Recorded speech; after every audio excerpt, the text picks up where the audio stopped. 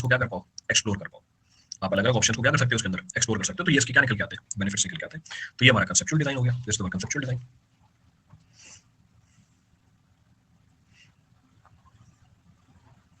Clear है पूरी कहानी?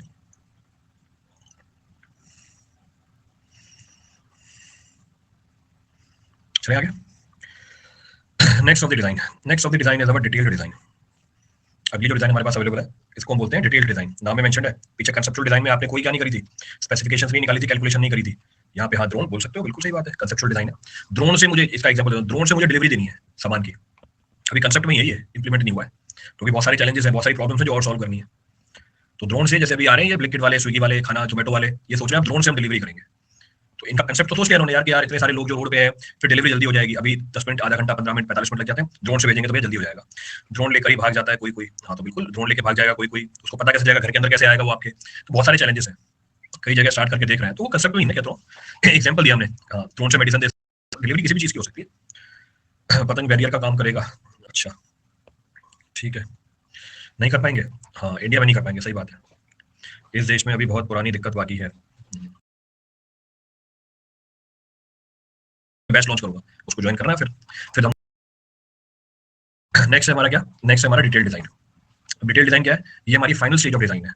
डिटेल डिजाइन क्या है, हमारी फाइनल स्टेज ऑफ डिजाइन है, जिसमें हम क्या करते हैं, जिसमें हम प्रिसाइज स्पेसिफिकेशंस, ब्लूप्रिंट और मटेरियल सिलेक्शंस करते हैं। तो डिटेल डिजाइन में आप क्या करोगे, प्रिसाइज स्पेसिफिकेशंस बताओगे, ब्लूप्रिंट बनाओगे पूरे प्रोजेक्ट की, सिस्टम की, मटेरियल की, प्रोडक्ट की, और क्या करोगे, मटेरियल को सिलेक्ट करके दोगे। सारे जो कैलकुलेशन है वो आप करोगे, टेस्टिंग करोगे, मैन्युफैक्चरिंग की डिटेल्स करोगे, फाइनलाइज। तो इसको हम टेक्निकली क्या बोल देते हैं, डिटेल डिजाइन। जैसे एग्जांपल देते हैं, आपने इंजीनियरिंग करी फुल्ली फंक्शनल प्रोटोटाइप की ऑफ एन इलेक्ट्रिक व्हीकल, तो डिटेल डिजाइन है। तो आपने क्या करी, इंजीनियरिंग करी fully functional prototype of a electric vehicle. तो आपको रोड पे चलते हुए जब भी कोई नई गाड़ी आती है, जब भी कोई नई गाड़ी आती है, वो प्रोटोटाइप को टेस्ट करते हैं, जिसके बिहाफ पे वो बताते हैं कि ये इतनी एवरेज देगी, बताते हैं ना इतनी एवरेज आएगी, इतना पावर है, इतना टॉर्क है, तो वो प्रोटोटाइप के ऊपर टेस्ट कर रहे होते हैं। और उसको बनाने के लिए उन्होंने क्या कर रखी है, डिटेल डिजाइनिंग कर रखी है। क्लियर चीज? ब्लूप्रिंट, ब्लूप्रिंट मतलब सारी ड्राइंग्स, उसको ब्लूप्रिंट बोला जाता है, ए टू जेड सारा प्रोसेस, उसको ब्लूप्रिंट बोला जाता है। की फीचर्स क्या है डिटेल डिजाइन के, what are the key features? इसमें प्रिसाइज कैलकुलेशन की रिक्वायरमेंट होगी, टेस्टिंग की रिक्वायरमेंट होगी। आपको अपनी मैन्युफैक्चरिंग क्या करनी पड़ेगी, आपको अपनी मैन्युफैक्चरिंग को सेटअप करना पड़ जाएगा, क्योंकि जब आप डिजाइनिंग कर रहे हो डिटेल, आपको पता होना चाहिए कि आपकी जो प्रोडक्ट है वो कहां से आ रही है, from where the product is coming. इसको हम टेक्निकली डिटेल डिजाइनिंग बोल देते हैं। एग्जांपल है इसका डिटेल डिजाइनिंग का, लेट सपोज हम सिविल का एग्जांपल लेते हैं, ठीक है, एग्जांपल ऑफ सिविल इंजीनियरिंग। आपको अपना घर बनाना है, आपको अपना घर बनाना है, डिजाइनिंग करवाते हो उसकी, तो डिटेल ड्राइंग भेजता है आपको डिजाइन करने के बाद, वो आपको स्ट्रक्चर की भी डिजाइन देता है, आपको इलेक्ट्रिकल की भी देगा, आपको प्लम्बिंग की भी देगा, आपको इंटीरियर की भी डिजाइन करके दे देगा वो। तो वो हमारी डिटेल डिजाइन होती है पूरी, that will be technically termed as detail design. तो हमने सिविल से एग्जांपल उठा लिया, तो उसमें सारी प्रिसाइज कैलकुलेशंस होती हैं, टेस्टिंग करता है पहले आके, या आप उसको बता देते हो कि भैया सॉइल की बेयरिंग कैपेसिटी कितनी है, नहीं पता होती, नई जगह है, वो खुद आके टेस्ट कर लेता है, वो खुद आके टेस्ट कर लेगा कि भैया ये टेस्ट किया, इसके हिसाब से बेयरिंग कैपेसिटी है, ये डिजाइन पकड़ लो आप।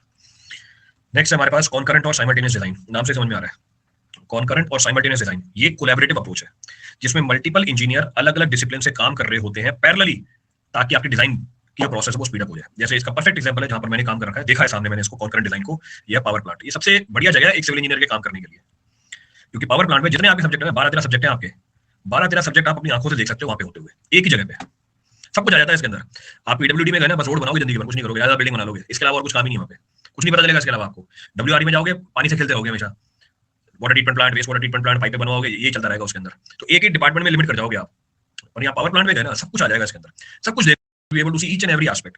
क्यों? पावर प्लांट के अंदर रोड्स भी होती हैं, बहुत बड़ा होता है पावर प्लांट, रोड बनानी पड़ती है आपको, रोड बनाने के लिए सर्वे भी करना पड़ेगा आपको। यहाँ पे पाइप रैक होता है, स्टील आ जाता है, स्टील स्ट्रक्चर, यहाँ पे आपको स्ट्रक्चर्स बनाने पड़ते हैं, स्ट्रक्चर्स बनाने पड़ते हैं, इसका मतलब सॉइल भी आ जाएगी, इसके अंदर आरसीसी भी आ जाएगा, इसके अंदर मटेरियल भी आ जाएगा। आपको ऐसा मटेरियल यूज करना पड़ जाता है जो क्या हो, आपको ऐसा मटेरियल यूज करना पड़ता है जो क्या हो, सस्टेनेबल हो, तो मटेरियल भी ऐसा यूज करना पड़ता है, तो बिल्डिंग मटेरियल भी आ जाता है इसके अंदर। तो कहने का मतलब है जो, अच्छा प्रोजेक्ट मैनेजमेंट का बहुत बड़ा रोल है इसके अंदर, प्रोजेक्ट मैनेजमेंट का बहुत बड़ा रोल है, आपको सारी चीजें पूरी पॉइंट खत्म करनी पड़ती हैं, एक्टिविटीज को ध्यान रखना पड़ता है, कौन सी क्रिटिकल है, कौन सी क्रिटिकल नहीं है। तो you name a topic of civil engineering, तो सब आएगा इसके अंदर पावर प्लांट के अंदर। अब मैं यहाँ पे एक पोस्टेड था, एक साल तक मैंने काम किया हुआ, यहाँ पे एक साल से ज्यादा टाइम, तो सब कुछ देखा हुआ है, आपको पढ़ता भी था और देखता भी था, यार ये तो हो रहा है, क्वालिटी कंट्रोल का काम, क्वालिटी कंट्रोल का सारा काम देखना पड़ता है आपको यहाँ पे। तो कहने का मतलब है पावर प्लांट में कॉन्करेंट डिजाइन होती है, सिविल की डिजाइन भी आती है, मैकेनिकल भी आती है। एग्जांपल दे रहा हूं मैं इसका, मेरे को टरबाइन बिठानी है, या एग्जांपल दिया मैंने पाइप रैक का आपको, I have given you an example of pipe rack. तो पाइप रैक क्या होती है, पाइप रैक एक रैक बनाते हैं किसको, पाइपों को सपोर्ट करने के लिए। तो कूलेंट है, कूलेंट पाइपों में चलेगा, तो आप क्या करते हो, पाइप रैक बनाते हो। एक बार फोटो भेजना पाइप रैक के, मैं बना के तो दिखाई देता हूं यहाँ पे आपको। अब उसके लिए पाइप रैक के लिए क्या करनी पड़ेगी, आपको फाउंडेशन बनानी पड़ेगी नीचे, सिविल का काम है ये, तो सिविल का काम है, स्टील स्ट्रक्चर सिविल का काम है, और इसके ऊपर पाइप जाएगी, मैकेनिकल का काम है।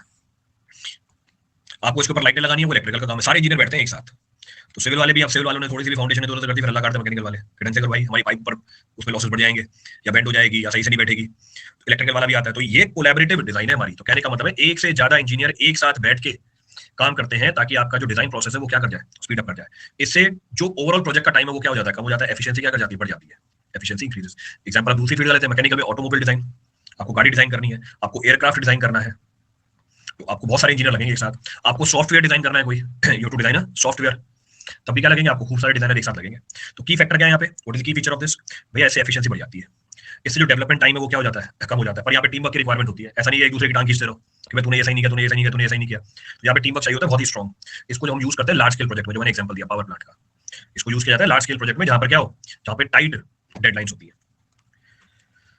ये हमारा पाइप लाइन है, बिल्कुल परफेक्ट पाइप लाइन भेजा। देखो देखो सिविल का काम है, इसके अंदर नीचे फाउंडेशन है इसके, ये भी हम ही लगाते हैं, ऊपर से पाइपें जारी होती हैं इसकी। फिर सर यहाँ तो रिसोर्स की हमेशा टाइट, बिल्कुल टाइट होता है resource. Tight mean strong, tight doesn't mean strong. Tight मतलब कम टाइम है, शेड्यूल टाइट है, इसका मतलब टाइट शेड्यूल आपका स्ट्रॉन्ग है।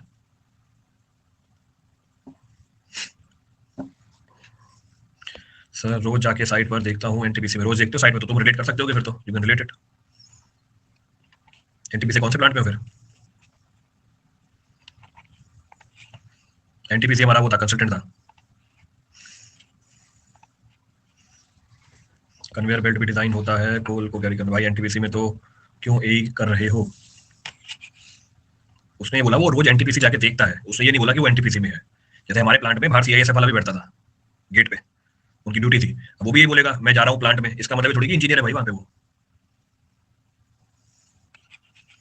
उसने तो बस ये बोला ना कि एनटीपीसी में मैं रोज देखता हूँ, मतलब इसका मतलब खुद निकाले कि एनटीपीसी में काम करता है। ऐसे सवालों में भी करते हो, सेम ये चीज सवाल में भी आती है। वो बोलता कुछ और है, बाकी सारी कहानी खुद बना लेते हैं। भाई उसने कहा बोला, मैं तो नहीं समझा कि वो एनटीपीसी में काम करता है।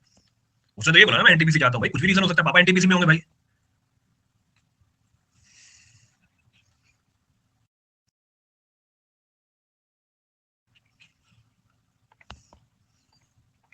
मतलब निकाल लेंगे कमेंट, एनटीपीसी में तो फिर यहाँ क्या कर रहा है। चलो भाई आगे बढ़ते हैं। अब आपको जितनी भी डिजाइनिंग बताई है, whatever designing we have done, उन सबको हम क्या करते हैं, उन सबको हम एक बार कंपेयर कर लेते हैं। तो देखो ये टेबल बना के दी हुई है, table is being shown to you here, all the designs can be compared. तो ये आपका जो बॉटम लाइन है, इसको पढ़ोगे तभी काम चल जाएगा। देखो भैया अडैप्टिव डिजाइन मेन फोकस किसके ऊपर है, small improvement on the existing product के ऊपर है। एग्जांपल दिया हुआ है upgrading a car braking system, clear है। डेवलपमेंट डिजाइन क्या करेंगे, एक्सपेंडिंग और रिफाइनिंग द एक्जिस्टिंग डिजाइन। आप क्या करोगे, इसको नया फीचर ऐड करोगे इसके अंदर। Improving the smart mode battery life, smartphone की बैटरी लाइफ आप क्या कर रहे हो, इंप्रूव कर रहे हो। ओरिजिनल डिजाइन नया बनाया आपने, बिल्कुल नई चीज बनाई, सिस्टम नया, प्रोडक्ट सिस्टम नया डेवलप किया, प्रोडक्ट नया डेवलप किया, प्रोसेस नया डेवलप किया, original design. Invention of the first airplane, यहाँ जीरो से काम चलता है हमारा। चलो next, reverse engineering.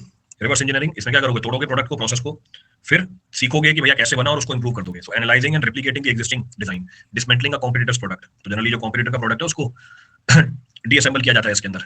Parametric design using equations for flexible design changes, नाम क्या रख दिया, पैरामीटर। तो customisable furniture in CAD software, तो वहीं पे सॉफ्टवेयर में क्या करोगे आप, कमांड चेंज करोगे, कस्टमाइज हो जाएगा आपके लिए, साइज बढ़ जाएगी, कम हो जाएगी, थिकनेस बढ़ जाएगी, कम हो जाएगी, कलर चेंज हो जाएगा। तो एग्जांपल है पैरामीट्रिक डिजाइन का। So this is an example of parametric design. Next है हमारे पास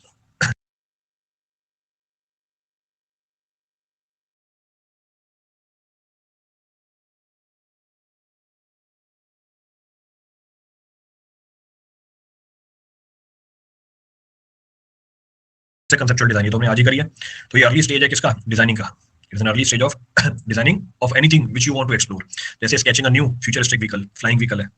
नेक्स्ट है हमारे पास detail design, finalising all the technical specification, हर एक स्पेसिफिकेशन को फाइनलाइज करोगे, जैसे preparing the blueprint of a new skyscraper. मैंने बोला आपका घर बनवा रहे हो, अब घर की जगह यहाँ पे क्या है, स्काईस्क्रेपर है, पूरी बिल्डिंग है, उसकी बात चल रही है। Concurrent design, multiple teams parallelly working together, automaker हो गया, डिजाइनिंग इंजन हो गया, इंटीरियर हो गया, इलेक्ट्रॉनिक्स हो गया, एन नंबर ऑफ चीजें हो गई इसके अंदर। तो इसका मतलब अब जाके आपकी सारी डिजाइनिंग कंपेयर करती है एक साथ। तो what is the importance of this engineering design, पहला चैप्टर चल रहा है इंजीनियरिंग डिजाइन में। तो इंपॉर्टेंस क्या है इसकी, क्यों जरूरत है इसकी, why it is necessary to go for the engineering design. अगर आपने डिजाइन प्रॉपर कर ली, कॉस्ट क्या हो जाएगी, कम हो जाएगी। एक मैं आपको एग्जांपल देता हूँ, छोटा सा एग्जांपल देता हूँ। क्या एग्जांपल देता हूँ, मैंने आपको काफी बार बताया होगा कि जैसे 1 किलोमीटर रोड की जो कॉस्ट होती है बनाने की, या प्रोजेक्ट की जो कॉस्ट होती है, 1 किलोमीटर रोड बनाओगे ना, मोटा मोटा 10 करोड़ की है, बताइए ना आपको।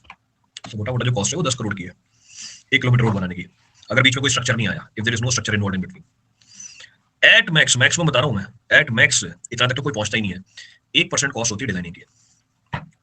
एट मैक्स बोला मैंने, सब कुछ इंक्लूड करके, डिजाइनिंग भी, वेटिंग भी, इसके बाद वेटिंग भी करानी पड़ती है, वेटिंग मतलब प्रूफ चेक कराना होता है किसी आईटी के प्रोफेसर से, वो भी पैसे लेता है, मतलब वो आईटी भी पैसे लेती है, वो सब मिला के तो 10 करोड़ का 1% कितना हुआ? 10 लाख। बहुत ज्यादा बोला मैंने आपको, ये मतलब 2-3-4 लाख में काम खत्म हो जाता है। तो 2-3-4 लाख में ही 1 किलोमीटर रोड डिजाइन होकर मिल जाएगी आपको। कहने का मतलब है आपके पूरे प्रोजेक्ट का जो कॉस्ट है डिजाइनिंग के अंदर नेग्लिजिबल है, पूरे प्रोजेक्ट का जो कॉस्ट है आपकी डिजाइनिंग में नेग्लिजिबल है, पर अगर प्रॉपर्ली नहीं कराया 10 करोड़ बर्बाद कर देगा आपके, और यही कॉन्ट्रैक्टर मार खा जाता है। वही पैसे बचाता रहता है कि भैया नहीं 3 लाख की जगह 2 लाख में कर दे, 4 लाख की जगह 3 लाख में कर दे, अरे डिजाइनिंग और कम करवा दे, इकोनोमाइज कर दे, वो ये करता रहेगा। और अगर आपने डिजाइनिंग प्रॉपर नहीं करी, क्योंकि भले डिजाइनिंग की कॉस्ट बहुत कम है, पर आगे वाली सारी चीज किसके बिहाफ पे होगी? वो डिजाइनिंग के बिहाफ पे होगी। एक बार डिजाइनिंग गलत हो गई ना, सब कुछ आपका आएगा, तो इंपैक्ट बहुत बड़ा है इसका डिजाइनिंग का।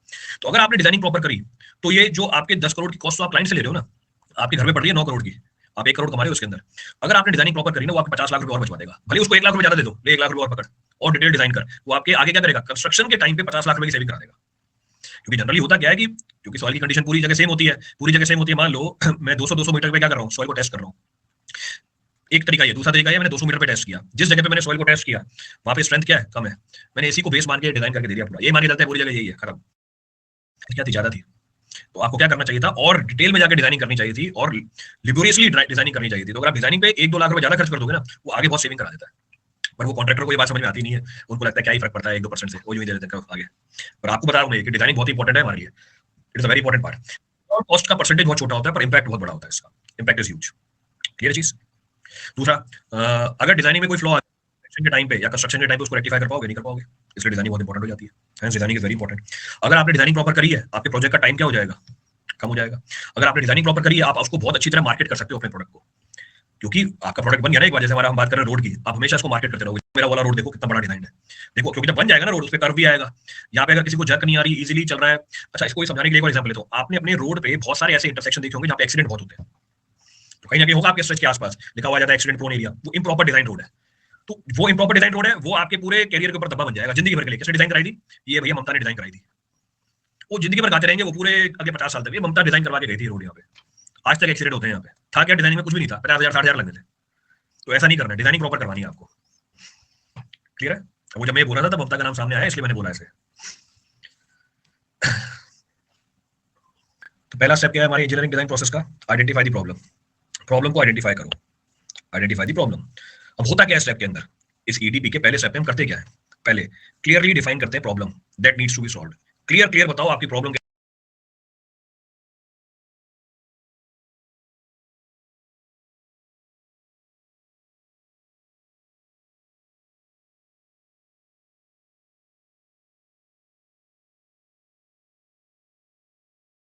Understand the needs and objective of the design. अब जो आप डिजाइनिंग कर रहे हो उसकी जरूरत और उसके ऑब्जेक्टिव को समझना है आपको। तीसरा स्टेप क्या बोल रहा है? तीसरा स्टेप बोल रहा है identify the end user and the requirement, कि आपकी प्रॉब्लम जो है उसका एंड यूजर क्या है और उसकी रिक्वायरमेंट क्या है। What is the end user and what is the requirement of the user. फिर आप क्या करोगे? उसका स्कोप निकालोगे और लिमिटेशन निकालोगे प्रॉब्लम का, कि आपकी जो प्रॉब्लम है उसका स्कोप कहां तक जाता है और आपकी जो प्रॉब्लम है उसकी लिमिटेशन क्या है। अच्छा, ये स्कोप और लिमिटेशन के एग्जांपल बताना। हमेशा बोल रहा हूं मेरी प्रॉब्लम है ए पॉइंट से बी पॉइंट पे जाना है। लिमिटेशन की बात करूं, if I talk about the limitation, भैया ये जमीनी रास्ता है। जमीनी रास्ता है मतलब हम बात कर रहे हैं किसकी? हम बात कर रहे हैं मध्य प्रदेश की। तो ये मत बोला था तैर के जाना, तो ये हटाई दिया, लिमिटेशन है, नहीं जा सकता भाई तैर के, मैं तैर के नहीं जा सकता। आप बोलोगे लिमिटेशन क्या? हिली एरिया है, की बात कर रहा हूं मैं जम्मू की बात कर रहा हूं। तो फिर आप बताओगे भैया लिमिटेशन है, ए से बी पे जाना है, पर ये लिमिटेशन है साथ में। स्कोप भी बताना है, लिमिटेशन भी बताना है। कहने का मतलब है आपको प्रॉब्लम को क्लियरली आइडेंटिफाई करना है कि क्या आपको प्रॉब्लम सॉल्व करनी है, प्रॉब्लम की ऑब्जेक्टिव क्या है, प्रॉब्लम की नीड्स क्या है, उसका एंड यूजर क्या है, उसकी रिक्वायरमेंट क्या है, आपको उसका स्कोप बताना है और उसकी लिमिटेशन बतानी है। क्लियर है चीज? जैसे एग्जांपल दिया आपके समझने के लिए, मैंने तो दिया ही है, यहाँ पे भी एग्जांपल लिखा हुआ है।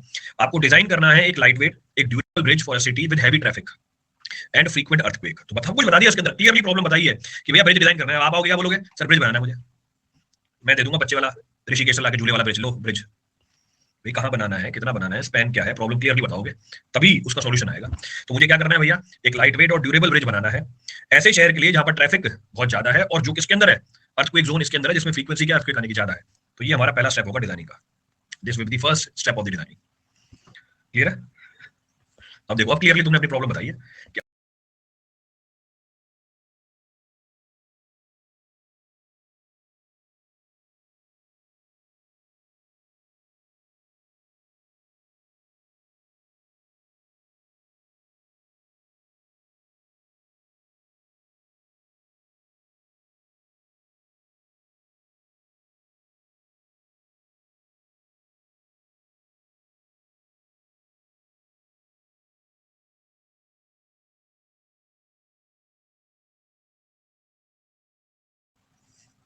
तो क्यों नहीं कर सकते भाई, यार खत्म करा दिया, ऐसे तो फ्री हो गए हो तुम।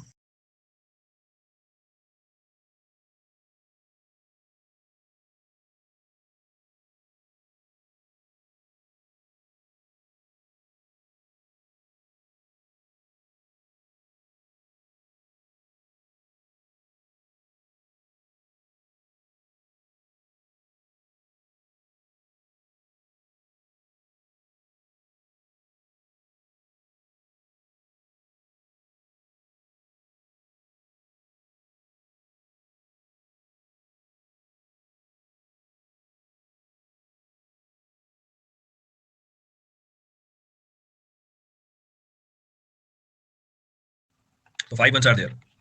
तो जो 8 महीने का सिलेबस है वो 5 महीने में करना पड़ेगा, तो अभी से आपको ध्यान रखना है उस चीज का। जीएसजी के कंप्यूटर जनरल साइंस वो अच्छा पढ़।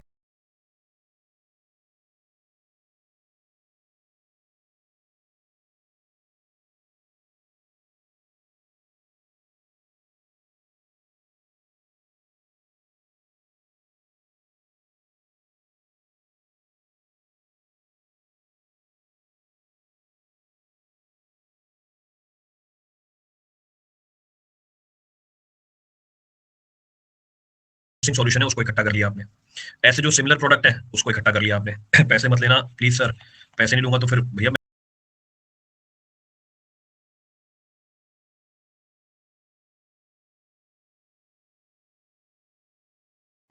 जिस तरह का कंटेंट तुम्हें मिल रहा है 3-3 4-4 गुना पैसे लेने चाहिए तुम लोगों से पकड़ पकड़ के। सो नेक्स्ट स्टेप सेज, अगला स्टेप ये बोल रहा है कि research and gather the information. जो भी आपकी इन्फॉर्मेशन अवेलेबल है उस पर्टिकुलर प्रॉब्लम के सॉल्यूशन को लेके उसको इकट्ठा कर लो। जो भी सिमिलर प्रोडक्ट है उसको भी आप इकट्ठा कर लो, that also you collect. Next, study all the scientific principle behind that. जितने भी साइंटिफिक प्रिंसिपल हैं आपकी प्रॉब्लम को लेके उसको आप देखोगे। आपके जो इंडस्ट्री के स्टैंडर्ड्स हैं आप उनको पढ़ोगे। आपकी जो टेक्निकल नॉलेज है रिलेटेड टू द डिजाइन आप उसको भी अप्लाई करोगे, you will apply that also. Then you will analyse the customer need, customer चाहता क्या है, कस्टमर क्या चीज चाहता है, कौन सा मटेरियल चाहिए उसे, कौन सी टेक्नोलॉजी चाहिए उसे। ये सारी चीज आप करोगे रिसर्च और इन्फॉर्मेशन गैदरिंग के अंदर। जैसे एग्जांपल आज ही मैंने क्या किया, आज ही मैंने आपके सीबीटी 2 का सिलेबस मंगा लिया। अभी मेरे रिसर्च का प्रॉब्लम क्या है, प्रॉब्लम है भैया सीबीटी 1 से लेके 2 के बीच में 1 महीने का गैप है और इनको सीबीटी 2 की तैयारी करनी है। ये मेरी प्रॉब्लम स्टेटमेंट है।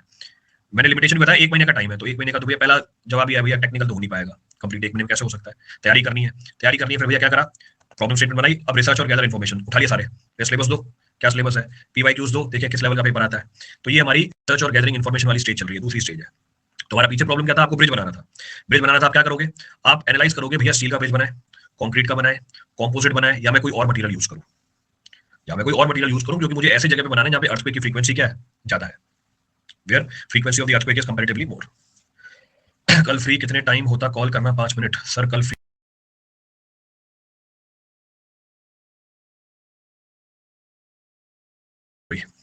नेक्स्ट स्टेप है हमारी define the design requirement and constraint. Next है हमारा define the design requirement and constraint. जो भी आपकी डिजाइन रिक्वायरमेंट है और कंस्ट्रेंट है आप उसको क्या करोगे, डिफाइन करोगे। इस स्टेप में क्या होता है, what happens in this step, इस स्टेप में आप स्टैब्लिश करोगे specific requirement about the design that must be met. Specific requirement मतलब भैया साइज इतनी होनी चाहिए, स्ट्रेंथ इतनी होनी चाहिए हमारे प्रोडक्ट के अंदर, एफिशिएंसी इतनी होनी चाहिए, कॉस्ट इतनी ही होनी चाहिए। तो आप स्पेसिफाई कर लोगे कंस्ट्रेंट्स को। तो 1 महीने में हो जाना चाहिए मेरा काम पूरा। सारा पोर्शन कवर होना चाहिए टेक्निकली, बच्चों को समझ में भी आना चाहिए, कॉस्ट बहुत कम होनी चाहिए क्योंकि आरआरबी जेई का है। तो मैंने सारी कर दिया इसके अंदर क्या, डिजाइन रिक्वायरमेंट और कंस्ट्रेंट्स को मेंशन कर दिया। मैक्सिमम लोगों के पास जाना चाहिए। तो कहने का मतलब ये है will mention all the design requirement and constraints.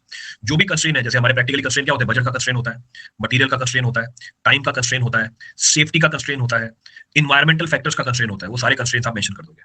जब ये कंस्ट्रेंट मेंशन किए, आपने पीछे 2-3 डिजाइनें फाइनल करी थी, उनमें से इन कंस्ट्रेंट्स के हिसाब से कोई एक सेलेक्ट कर लोगे। तो जो भी आपका इवैल्यूएशन है आप क्या करोगे, इन बेसिस ऑफ दीस कंस्ट्रेंट्स। तो हमारी प्रॉब्लम के एक से ज्यादा सॉल्यूशन हो सकते हैं, और हम किसको अडॉप्ट करेंगे, जो हमारी रिक्वायरमेंट को फुलफिल करें, which fulfil our requirement.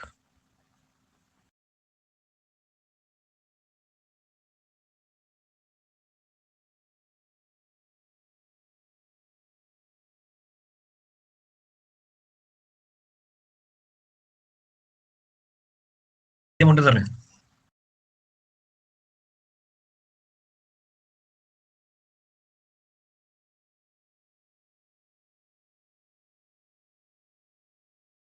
Example चल रहा था ब्रिज वाला।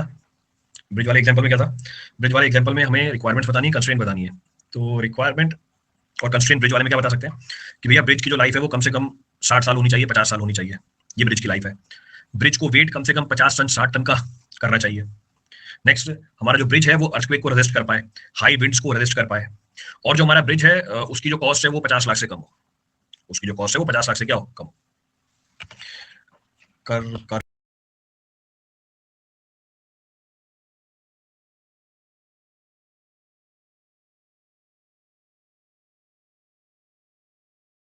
कर देता हूँ। ईडीपी का क्या है, पहला स्टेप है what you will be doing. पहले स्टेप में आप करोगे, आइडेंटिफाई करोगे प्रॉब्लम को। दूसरे स्टेप में क्या करोगे, प्रॉब्लम की सीक्वेंस ध्यान रखना, सवाल बन के आएगा, आप रिसर्च और इन्फॉर्मेशन को गैदर करोगे। Then you will define the design requirement and constraint, then you will design the design requirement और कंस्ट्रेंट। तो ये हमारा तीसरा पॉइंट था। अब जब आपने डिजाइन रिक्वायरमेंट और कंस्ट्रेंट्स को मेंशन कर दिया, नाउ यू विल ब्रेनस्टॉर्म और generate all the possible solution. तो ये स्टेप में हमारी क्रिएटिव थिंकिंग लगती है, आया क्रिएटिव थिंकिंग, बिल्कुल है। तो अगला स्टेप आया हमारा ब्रेनस्टॉर्मिंग का, ताकि आप क्या कर पाओ, पॉसिबल सॉल्यूशंस को जनरेट कर पाओ। तो use your creative thinking techniques like brainstorming, mind mapping, ताकि आपको क्या मिले, मल्टीपल सॉल्यूशंस मिले, so that you are able to get the multiple solutions. इसी टाइम पे हम क्या करते हैं, इनिशियल स्केच भी बना लेते हैं। जो भी कंसेप्ट आपके दिमाग में आया वो क्या कर दो, कागज पे लिख दो। जो भी आपके रफ आइडिया है वो कागज पे लिख दो, to mention it on the paper. तो इसको हम टेक्निकली क्या बोलते हैं, ब्रेनस्टॉर्मिंग बोलते हैं, और मल्टीपल सॉल्यूशंस को जनरेट कर लेते हैं। So we generate the multiple solutions.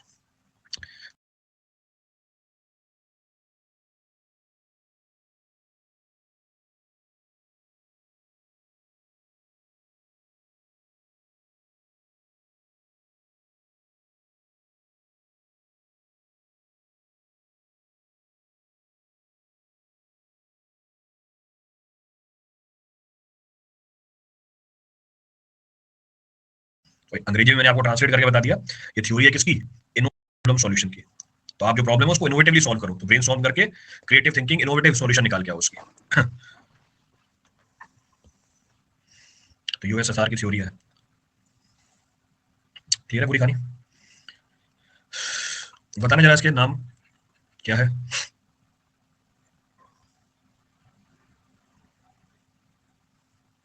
Theory के आगे, थ्योरी के आगे क्या लिखा हुआ है भाई, एक बार रिपीट कर दीजिए। थ्योरी के आगे किधर पूछो भाई, थ्योरी के आगे इस पेज में।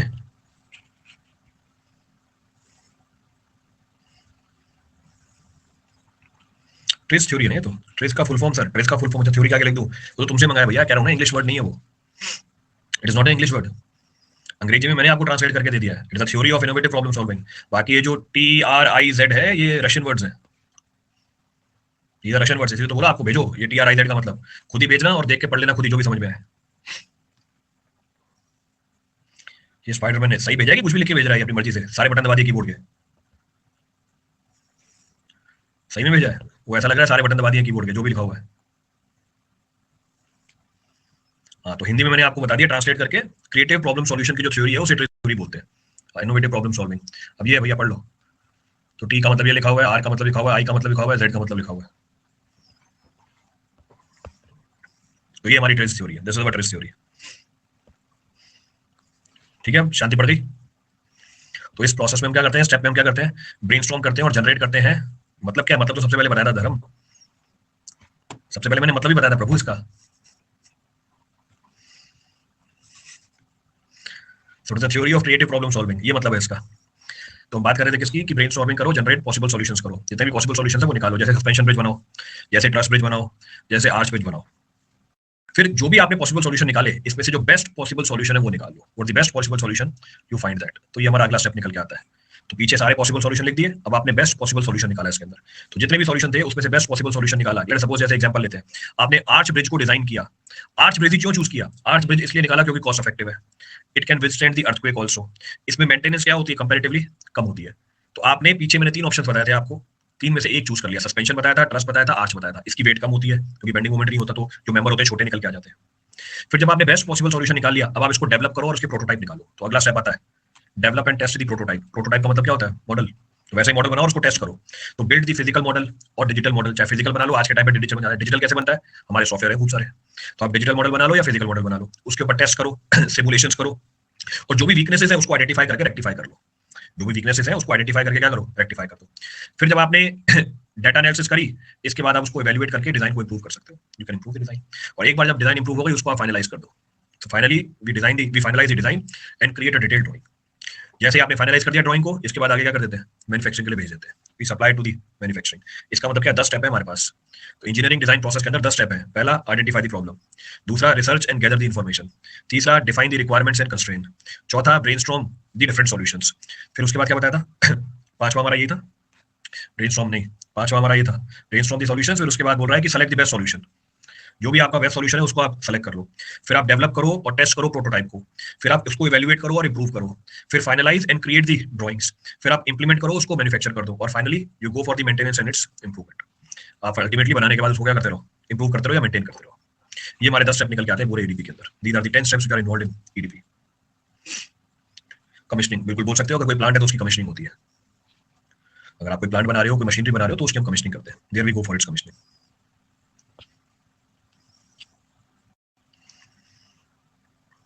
क्लियर है?